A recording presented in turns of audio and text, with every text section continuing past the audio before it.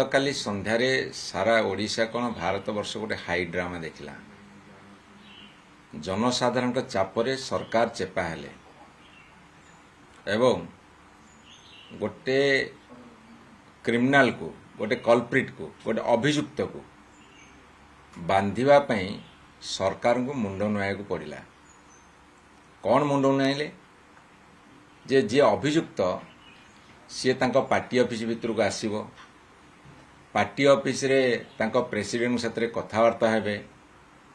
एवं सैन्य सामंत लोकबल नहीं आसवा, पुणी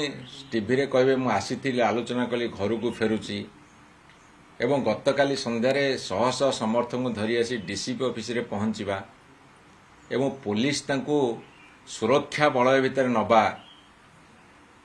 एवं सरेंडर करने पूर्वर सी गोटे स्टेटमेंट दबा सते जमी भारत वर्षर स्वाधीनता संग्रामी